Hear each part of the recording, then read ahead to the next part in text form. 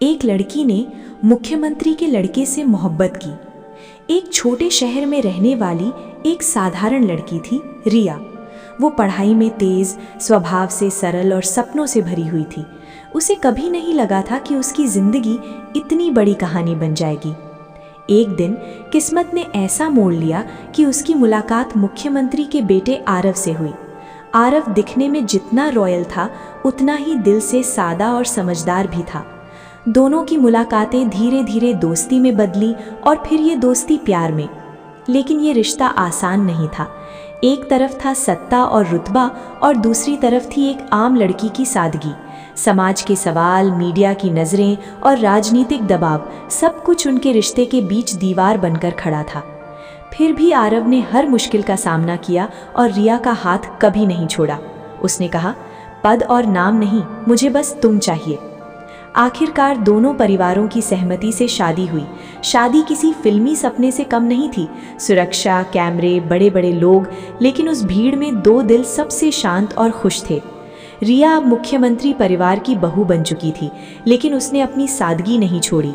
वो लोगों की मदद करती, बच्चों की शिक्षा के लिए काम करती और अपनी पहचान खुद बनाती। धीरे धीरे लोग उसे सिर्फ सीएम की बहू नहीं, बल्कि एक मजबूत और प्रेरणादायक महिला के रूप में जानने लगे। शादी के बाद रिया की जिंदगी बाहर से जितनी चमकदार दिख रही थी, अंदर से उतनी ही चुनौती भरी थी। मुख्यमंत्री परिवार की बहू बनने के बाद हर कदम पर निगाहें थीं, मीडिया की, राजनीति की और समाज की भी। रिया ने पहली बार महसूस किया कि यह सिर्फ एक रिश्ता नहीं, बल्कि एक जिम्मेदारी भी है। सुबह जल्दी उठना, लोगों से मिलना और हर बात को सोच समझकर कहना, सब कुछ उसकी नई जिंदगी का हिस्सा बन गया था। आरव हमेशा उसके साथ खड़ा रहता था, लेकिन राजनीति की दुनिया में हर मुस्कान के पीछे एक साजिश छुपी होती थी। एक दिन अचानक खबर फैल गई कि विपक्ष ने रिया पर आरोप लगाया है कि वो मुख्यमंत्री परिवार की छवि का इस्तेमाल कर रही है। ये खबर आग की तरह फैल गई। घर के अंदर माहौल बदल गया। रिया पहली बार टूट गई थी। उसने आरव से कहा, क्या मैं इस दुनिया के लायक हूँ? मैं तो बस एक आम लड़की हूँ। आरव ने उसका हाथ पकड़कर कहा, तुम आम नहीं हो रिया, तुम वही हो जिसने इस घर को घर बनाया है। लेकिन मुश्किलें यहीं खत्म नहीं हुई। मीडिया ने रिया को हर तरफ से घेर लिया। सवाल, आरोप और अफवाहें उसकी शांति छीन रही थीं। इसी बीच रिया ने एक बड़ा फैसला लिया। वो खुद सामने आएगी और सच बताएगी। एक प्रेस कॉन्फ्रेंस बुलाई गई। पूरा हॉल भरा हुआ था, कैमरे चालू थे और हर कोई इंतजार कर रहा था कि रिया क्या बोलेगी। रिया ने माइक्रोफोन उठाया। उसकी आवाज़ थोड़ी कांप रही थी, लेकिन आंखों में हिम्मत थी। मैं कोई नेता नहीं हूँ, मैं बस एक लड़की हूँ जिसने प्यार और भरोसे को चुना है। अगर मेरे होने से किसी को परेशानी है तो मैं खुद को साबित करने के लिए तैयार हूँ। पूरा हॉल शांत हो गया। उस दिन पहली बार लोगों ने रिया को सिर्फ एक बहू नहीं, बल्कि एक मजबूत इंसान के रूप में देखा। सीख, सच और हिम्मत अगर साथ हो तो सबसे बड़ी दुनिया भी झुक सकती है। प्रेस कॉन्फ्रेंस के बाद रिया की जिंदगी थोड़ी शांत हुई थी, लेकिन मुश्किलें पूरी तरह खत्म नहीं हुई थीं। अब लोग उसे देखने का नजरिया बदलने लगे थे। कुछ लोग उसे सम्मान देने लगे तो कुछ अब भी उसके खिलाफ थे। लेकिन रिया अब पहले जैसी नहीं थी। वो टूटकर फिर से खड़ी हो चुकी थी। कुछ दिनों बाद मुख्यमंत्री कार्यालय में एक बड़ा सामाजिक कार्यक्रम रखा गया था, जिसमें गरीब बच्चों की शिक्षा और महिलाओं की सशक्तिकरण पर काम होना था। आरव चाहता था कि इस कार्यक्रम की पूरी जिम्मेदारी रिया संभाले। पहले तो रिया हिचकिचाई, लेकिन आरव ने कहा, अगर तुम लोगों की मदद करना चाहती हो तो यही तुम्हारा सबसे बड़ा मंच है। रिया ने हिम्मत की और जिम्मेदारी ले ली। कार्यक्रम की तैयारी शुरू हुई। गांव-गांव से लोग आने लगे, लेकिन बीच में एक बड़ी समस्या खड़ी हो गई। कुछ राजनीतिक लोग नहीं चाहते थे कि रिया इस कार्यक्रम को सफल बनाए। एक दिन अचानक कार्यक्रम का बजट रोकने की कोशिश की गई। अफवाह फैलाई गई कि ये योजना सिर्फ दिखावा है। रिया फिर से दबाव में आ गई। उसने आरव से कहा, शायद मैं ये सब नहीं संभाल पाऊंगी। आरव ने शांत आवाज में कहा, जो सच के लिए खड़ा होता है उसे अकेला नहीं छोड़ा जाता। तुम अकेली नहीं हो। उस रात रिया ने पूरी रात जागकर योजना बनाई। उसने तय किया कि वो इस कार्यक्रम को बिना बड़े बजट के भी सफल बनाएगी। अगले दिन वो खुद गांव गई, बच्चों से मिली, महिलाओं से बात की और लोगों का भरोसा जीतना शुरू किया। धीरे धीरे लोग खुद जुड़ने लगे। किसी ने किताबें दान की, किसी ने कपड़े, तो किसी ने समय दिया।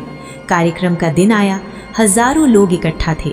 मंच पर रिया खड़ी थी, वही रिया जो कभी खुद को कमजोर समझती थी। उसने कहा, ये सिर्फ एक कार्यक्रम नहीं, ये एक शुरुआत है जहां बदलाव पैसों से नहीं, इरादों से आता है।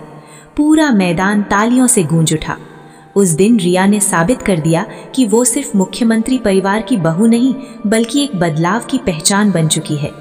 सीख, अगर इरादे मजबूत हों तो सीमित संसाधन भी बड़ी सफलता में बदल सकते हैं। कार्यक्रम की सफलता के बाद रिया का नाम अब सिर्फ राज्य में ही नहीं, बल्कि पूरे देश में चर्चा का विषय बनने लगा था। लोग उसे जनता की बहू कहने लगे थे। लेकिन जितनी पहचान बढ़ रही थी, उतनी ही चुनौतियां भी गहरी होती जा रही थी। एक दिन मुख्यमंत्री आवास में अचानक एक बड़ी राजनीतिक हलचल शुरू हो गई।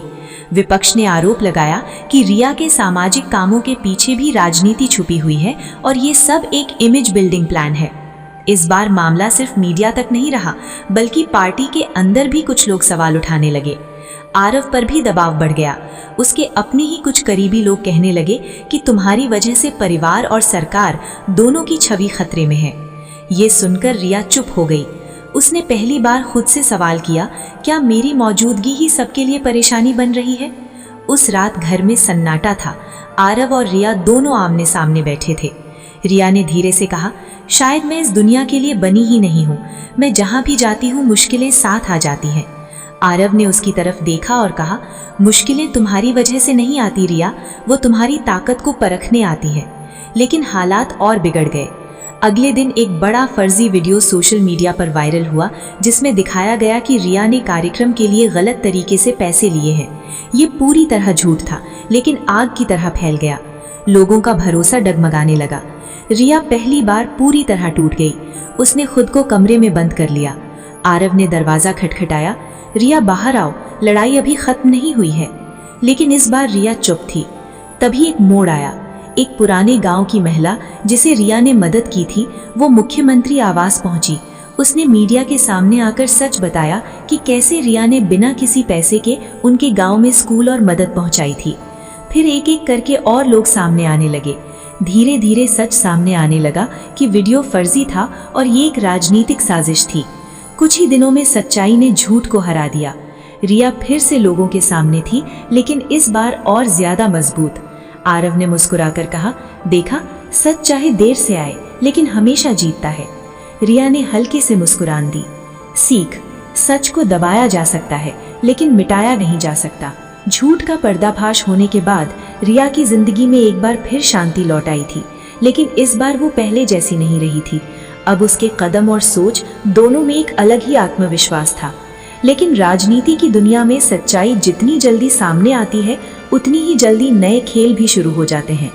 कुछ ही दिनों बाद मुख्यमंत्री के खिलाफ एक बड़ा भ्रष्टाचार का मामला उठाया गया। विपक्ष ने इस पूरे मामले को रिया से जोड़ने की कोशिश की, ये कहकर कि रिया के कामों के पीछे असली पैसा गलत स्रोतों से आया है। इस बार मामला बहुत बड़ा था। पूरे राज्य में हलचल मच गई। आरव पर भी दबाव बढ़ गया। पार्टी के बड़े नेता उसे सलाह देने लगे कि अब रिया को कुछ समय के लिए दूर कर दो, नहीं तो राजनीतिक नुकसान होगा।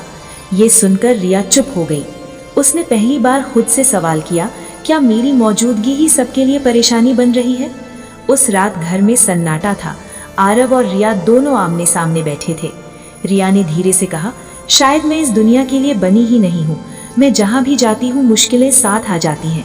आरव ने उसकी तरफ देखा और कहा, मुश्किलें तुम्हारी वजह से नहीं आती रिया, वो तुम्हारी ताकत को परखने आती हैं।